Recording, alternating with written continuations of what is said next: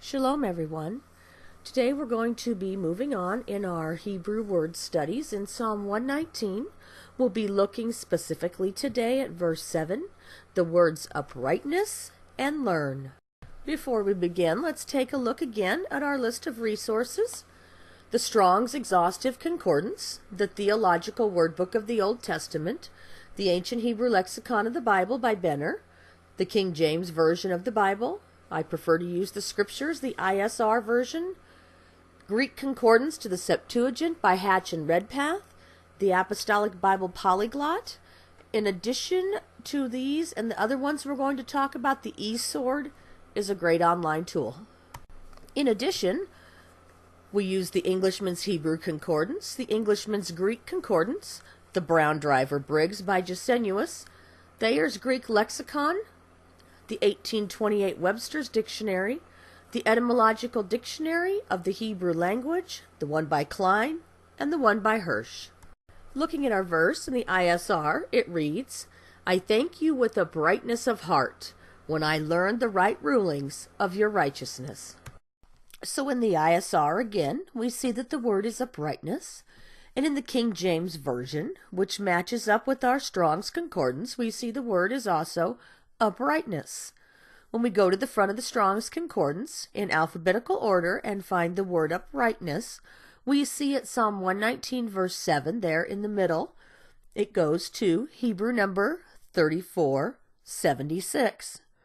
Turning to the back of the concordance, in the Strong's Hebrew and Chaldee Dictionary, we find our H3476, Yosher, from 3474, the right. And then we see the colon and the dash, and everything after that is just an English translation.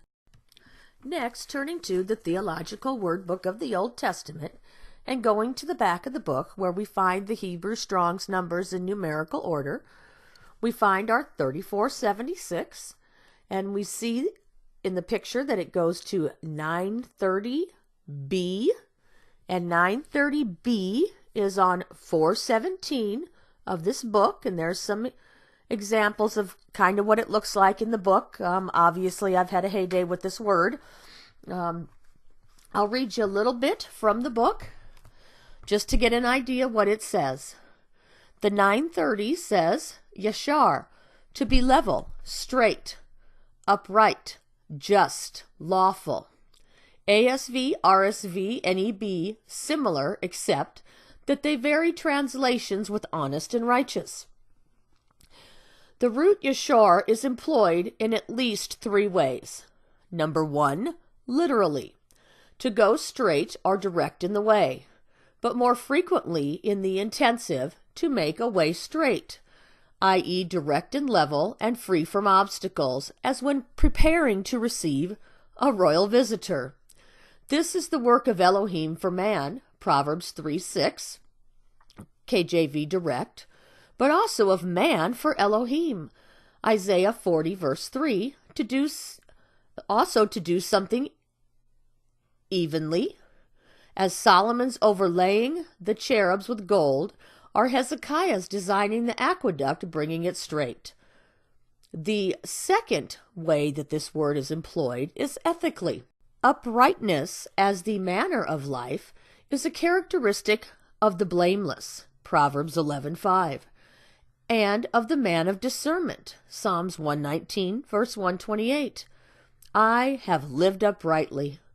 Thus the fact that Elohim has made man upright is probably to be interpreted as granting him the ability to recognize the divine law, rather than some inborn character as honest or straightforward.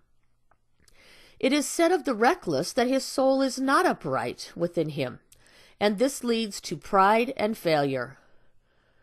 Yashar, upright. The attributive adjective is used to emphasize an attribute of A, Elohim, describing his reign over his people, his ways, his words, and his judgments. B, especially qualified persons, as a parallel to the righteous or the perfect.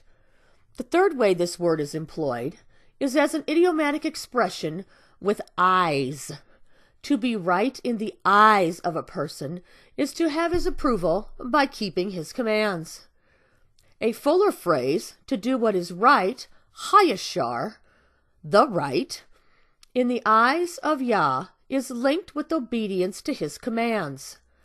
David is said to have followed Yah's commands. And that's just a tidbit of the, information we get in the theological word book.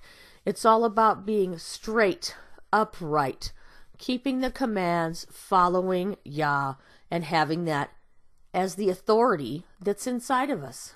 Moving over to the ancient Hebrew lexicon and going to the back of the book, the Strong's Hebrew numbers start on page 555 and go in numerical order, and we see our 3476 in this lexicon goes to 1480 LG. Looking at our 1480 LG, we find it on page 286 in the lexicon. The root line actually runs from page 284 to page 287, so it's a rather lengthy root line. And you can see there on the screen the actual 3476 in red. So we see that the L and then the G is straightness. Going back up to the L family root, we see the concrete is cord. A tight rope is straight. A righteous one is one who is straight and firmly holds up truth, just as the cord is straight and firmly holds the wall of the tent upright. Going back to the 1480 two-letter family root, it is the shin resh. The pictograph shin is a picture of the teeth representing pressure. The resh is a picture of the head representing the top or beginning. Combined, these mean press the beginning. Ropes and cords were usually made of bark strips, such as from the cedar or from the sinew tendon of an animal. The rope is made by twisting two fibers together. A single fiber is attached to a fixed point, the top, and the other two ends of the fiber are brought together. One fiber is twisted in a clockwise direction and wrapped over the other fiber in a counterclockwise direction. The second fiber is then twisted in a clockwise direction, then wrapped around the first fiber in a counterclockwise direction. The process is repeated through the length of the rope. The twisting of the fibers in opposite directions causes the fibers to lock or press onto each other, making a stronger rope. The rope is used to tightly secure or support something, such as a load to a cart or the poles of a tent. So now I want to address something with this word in this root line, just to kind of start introducing some things. We see here from right to left the yod, the wa, the shin, and the resh, which means straightness. And then we see in brackets MS, yod, shin, resh. So in looking in the front of the lexicon on page 47, we see MS means where the Masoretic text of the Bible has removed one of the consonant vowels and replaced it with one of the nikyud vowel pointings. The Masoretic spelling of the word is written between these two brackets. So we see that apparently the Masoretes took out a wa and put nikyuds in place of the wa. But when you go to the verb and the noun form under this root line, 3474, 3477, you see that we have yesher, yasher, yashar. We have these other forms going on which would give you a quote-unquote vowel sound, but yet this is the only one where the vowel sound was apparently pulled out. So in looking at just the verb form, the V, the noun form, the N, and the word that we're looking at, the G, they all carry the exact same meaning. So in some instances, they may have added these nikyuds just to make their words seem different.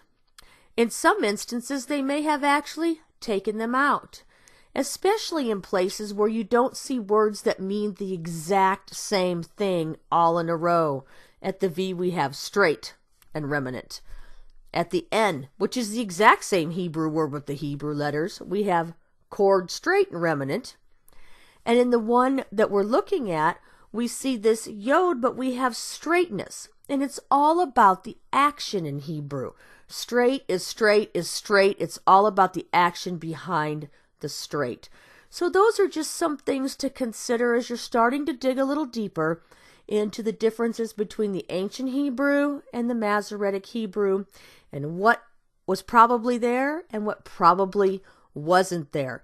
Because, as I like to say, they were not diagramming sentences in the wilderness. They were not thinking of adjectives with adverbs, with nouns, with verbs.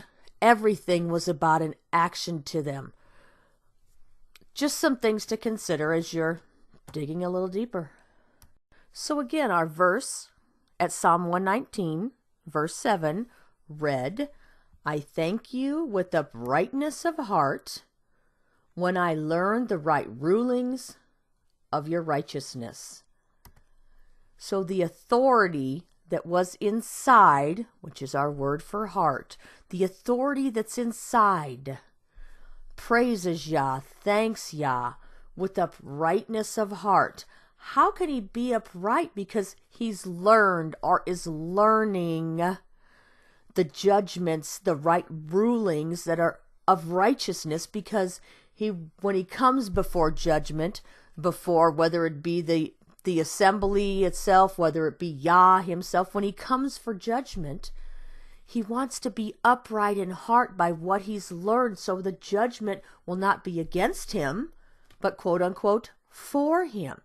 So he has this uprightness of heart because he's doing the works of Yah. And there we have that wah, which is questionable whether it's there. I personally would take it out. He has this uprightness in his heart as he's learning, because he knows that he's doing the works that he's being shown as he's going along, so that he is pressed to the head of man who was since the very beginning. And, for those of you that would leave the wah in there at this point, it's securing him, pressing him. So we see this beautiful picture of this uprightness of the authority inside that only stands because we are performing the works that he's giving us to perform, so that when we stand before him in judgment, we've learned these right rulings as we're going along, so we can, having done everything therefore to stand, we continue to stand. Once again, I would like to encourage everyone then to go to their Englishman's Hebrew Concordance, a place where we can follow this word around. We can see in some of these verses the other English words that were used for this one Hebrew word. We have, of course, our uprightness. We have right. We have than is meet. We have equity. We have just upright without the NESS on the end. So this is a great place where we can find different verses in context and go read actual contexts of Scripture that contain this same Hebrew word. Next, we're going to look at the word learn, but we're going to start in the New Testament in Philippians 4:9 and look at it in the Greek, and then go ahead and trace it back to the Hebrew. We see at Philippians 4:9 it reads, "Those things which ye have both learned and received and heard and seen in me, do, and the Elohim of peace shall be with you." So he was following the Torah, following the commands, knowing what the judgments were for not. And he was telling those that, because this was Paul, and he knew the Torah inside and out, front and back. So these are the things that he's talking about, things which the Philippians, had learned and received and heard and seen him do. So let's take a look at our word learned. So we've seen in the ISR, Scripture's version, it's the word learned. And in the King James Version, it's also the word learned. So when we go to the front of the Strong's Concordance and look up the word learned, we see Philippians 4, verse 9, goes to, well, we see the two ticky marks, and then we go up the list there on the picture, and we see it's G3129. Going to the back of the Strong's Concordance and looking in the Strong's Greek Dictionary, we see that it's manthano, prolonged from a primary verb, another form of which matheo is used and an alternate in certain tenses, bunch of Greek information there, to learn in any way. So I found the 1828 Webster's Dictionary had an interesting definition for learn: to gain knowledge of, to acquire knowledge or ideas of something before unknown. We learn the use of letters, the meaning of words, and the principles of science. We learn things by instruction, by study, and by experience and observation. It is much easier to learn what is right than to unlearn what is wrong. That's just a beautiful definition that we see there. And the thing we saw in the Greek was it was to learn in any way. And right here we see letters, meanings of words, principles of science, instruction, study, experience, observation. So there's a myriad of ways that Yah can teach us, even through others, which is what Paul mentioned in that verse. But as we can see, there are many ways that Yah can teach us.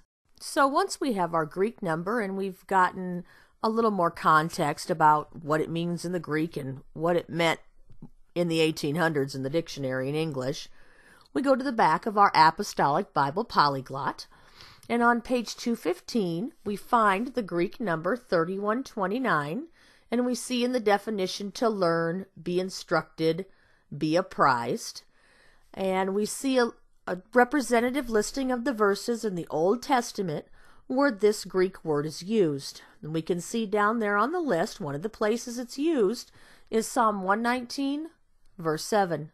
So when looking at the verse in the polyglot, Psalm 119, verse 7, we see learning, and we see that it is our Greek word, G3129. And I always like to confirm what the polyglot shows as compared to the Greek concordance to the Septuagint by Hatch and Redpath.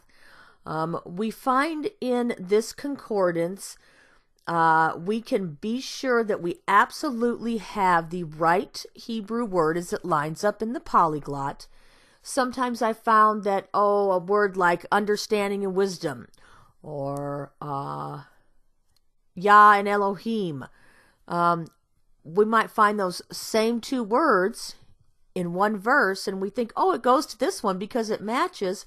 But what we find out is that actually they're the opposite. So it's always good to go and confirm that this is actually the word that it goes to. So we see we have our Greek word there. I have it written in pen on the left-hand side, G3129. It's on page 895 in volume 2 of this book. And if we look at the bottom, we see our Psalm 119:7, and it goes to number 4a. So we go above, and we at the very top of that clipping, and we have a 1, 2, 3, and then a 4, and we have different items in that stem there. And we see our 4a is Lam Mem Dal, and that's our 3925. One thing I do want to say is that not having this book and just using the polyglot, don't let not having this book stop you. Most of the time the word goes where it's supposed to. There are just those instances where it doesn't. There's also the other benefit of this resource that you can see how many times this Greek word went to 3925, or how many times it went to a different Hebrew word. So it's just kind of an added bonus, and it also gives in those moments where there might be a mix-up. It just gives some clarity to that. But like I said, those are further and fewer between. So don't let it stop you from starting to study these things for yourself. So we see in the ISR version, it's the word learn, and in the King James, it's the word learned. So we need to actually look up the word learned in the front of the Strong's Concordance, and we see that at Psalm 119, verse 7, with the two ticky marks, and if we look up the column, we see that it does indeed go to the H3925. Going to the back of the Strong's, to the Hebrew and Chaldee Dictionary, we see it's lamed, a primitive root, properly to goad, that is, by implication, to teach. The rod being an oriental incentive. Next, we'll go to the Theological Word Book of the Old Testament. In the back of the book, in the Strong's number section, we'll look up our 3925, and we see that it goes to 1116. Reading through the 1116, which is on page 480, just going to read just a little bit of this. As one of the 12 words for teaching in the Old Testament, lamed has the idea of training as well as educating. The training aspect can be seen in the derived term for ox goad, which is malamed. In Hosea 10:11, Ephraim is taught like a heifer by a yoke and a goad. The Ugartic, LMD, means learn, teach, and lamadu means learn in Akkadian. The principal use of this verb is illustrated in Psalm 119. Here is repeated the refrain, teach me thy statutes, or thy judgments. Verses 12, 26, 64, 66, 68, 108, 124, 135, and 171. So the Greek uses two different words for to learn, mathano, and to teach, didasko, each having its own content, goal, and method. Hebrew uses the same root for both words because all learning and teaching is ultimately to be found in the fear of Yah. To learn this is to come to terms with the will and the law of Elohim. In other instances, men are trained in ways of war. I think we're at war. We do not wrestle against flesh and blood, but against principalities and powers in high places.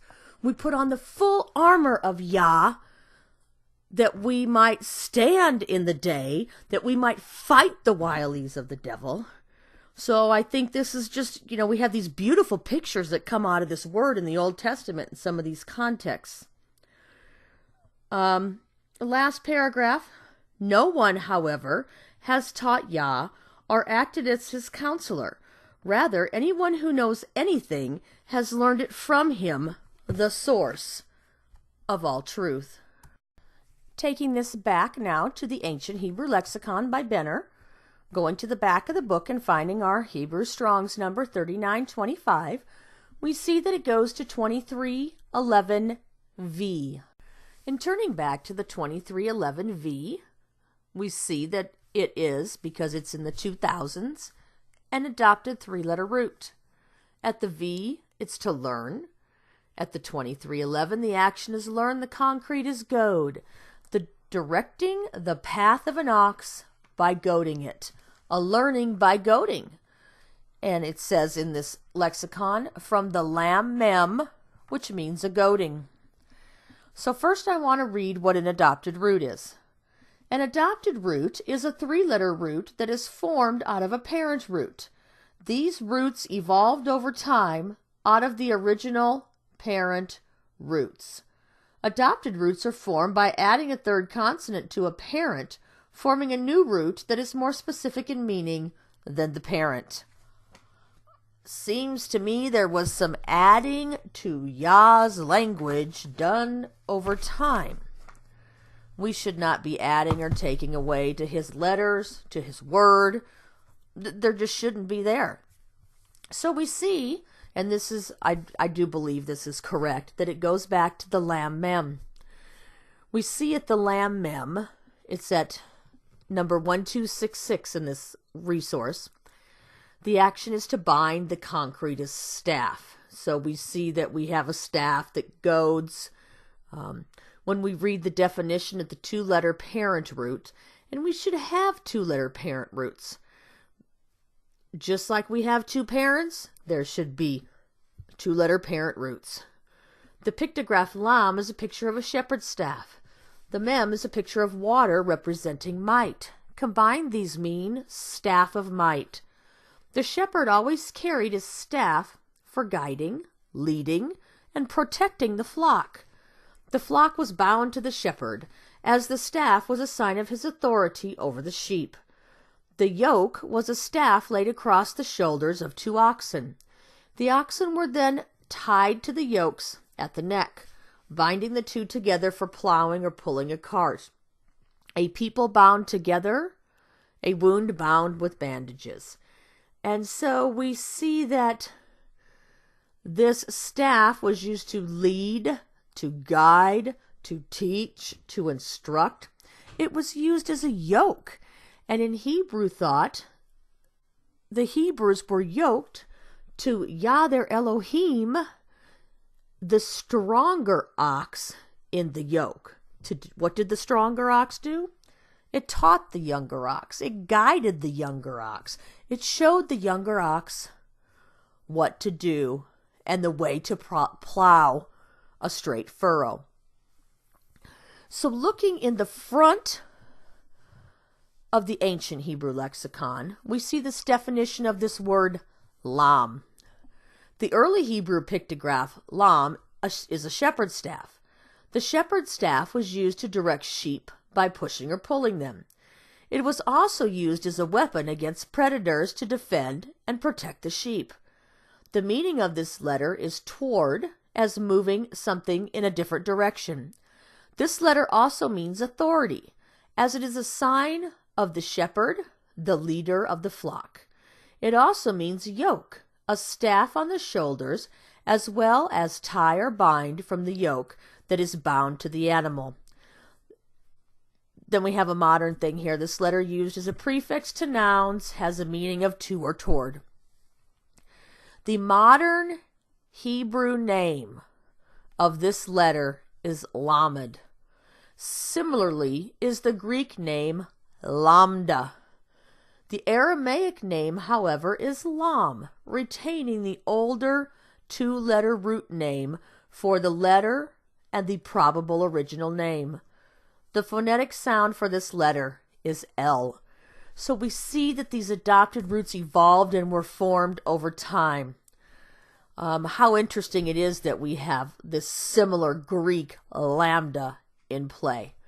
The other thing that I find interesting is when we go back to this 1266, to this lam mem, we see that at the A child root, a lam mem, and then we go right down into this little I, which is a tall lam mem. One would think that they would see a noun under there, or a verb under there, which would simply be the lam mem. So just some things to consider when you're looking at adopted roots and you're seeing places where they came from. It's time to dig a little bit deeper in those instances. So I've put the modern rendition of the word up here in the letters, which is lamed.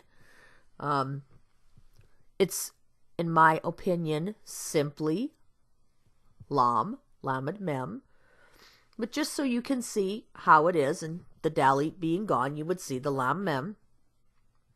We see the lam is the shepherd's staff. Again, we read about that. Lead, teach, yoke, forward, control, goad. It could also be used as a rod. The mem, which is water, cleanse, blood, mighty, chaos. It was also a questioning word because the Hebrews saw the sea as a place that they had many questions. Who, what, where, when, why, and how. And the dal is the door, move, hang, enter, open, back and forth. So we saw that the lam mem was a staff of might. This staff leads, teaches, can be used as a yoke, is used to move sheep forward. It goads them, can be used to control them. It's this rod. So our shepherd has this staff that leads and teaches. There are these instructions, and they're mighty. They are mighty. Do they lead us to the door? Do they goad us to the door? They don't shove us through the door. We need to strive to enter that door by these instructions.